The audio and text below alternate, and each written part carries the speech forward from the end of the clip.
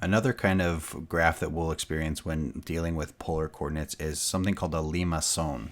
Limacon is basically the same shape as a cardioid, but there's two potential differences. So either one, it looks like this one does and looks very similar to a cardioid, but it does not pass through the pole. So you can see that this dimple here doesn't reach the pole. Or they're going to have something where they have an inner loop and will look something like this. So it has an inner loop like this. So the difference between a limacon and a cardioid is when you're looking at the graph, the values of A and B will be different. And depending on whether A is larger than B, will give us either an inner loop or not. So if you're graphing a limacon and the value of A is greater than B, so something like 3 plus 2 cosine of theta, then that means that your graph will not have an inner loop and does not pass through the pole. It'll look something like this. However, if you have something like where A is less than B, 2 minus 3 sine theta, this will have an inner loop and will pass through the pole. So we graph it the same way that we graph a cardioid. Pick values of theta.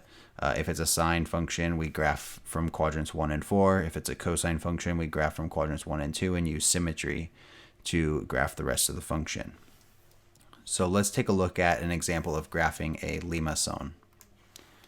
So for this one, we're going to graph r equals 1 plus 2 times the sine of theta. So this is one where A is less than B. So this graph is going to have an inner loop. So this is a sine limacon. So we're going to use angles in quadrants 1 and 4. So we're going to use these angles and then use symmetry to graph them. As we start to plug in our values of theta into our equation, you're going to see that for values of 7 pi over 4, 5 pi over 3, and 3 pi over 2, we're going to get some negative r values. So you're going to have to recall how to graph a polar coordinate that has a negative r value.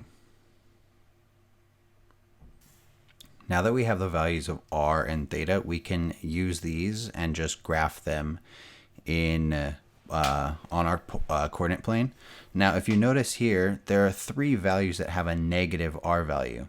So when we go to those angle measures, we're going to have to go cut back across the pole and graph the r value in the negative direction. So let's go ahead and plot these points. So here at pi over 2, we have an r value of 3. So we'll go out 3 units. At pi over 3, it's 2.7. So 1, 2, and then about here, 0.7. At pi over 4, we're at 2.4, so just less than halfway. At pi over 6, we're at 2 here. At 0, we're at 1.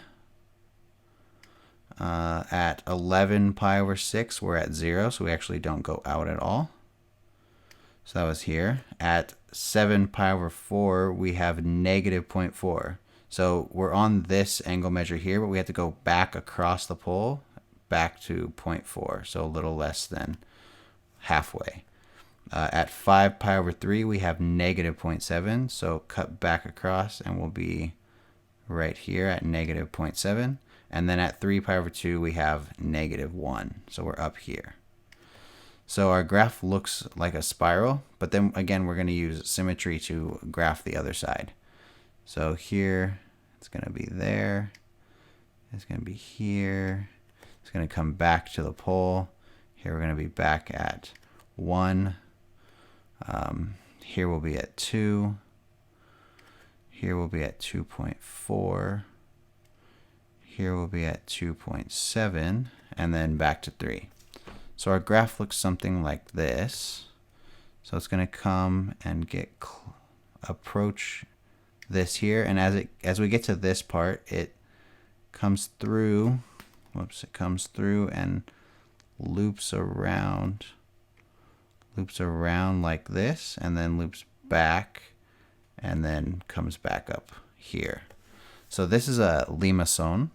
And you can see that it has an inner loop, and that was because the value of A was less than the value of B. So this is graphing a limacon.